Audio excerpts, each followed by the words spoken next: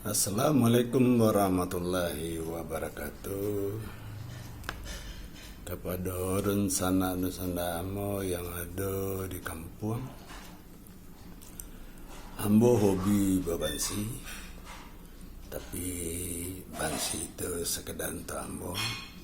Tetapi ambo mau berbagi untuk di sana sebetulnya. Ambo pengagum bansinya dari Akhir Adam yang lebih dikenal Mak Unyam, karena dia seorang tunanetra dan menjadi guru di SMK, dulu namanya SMKI.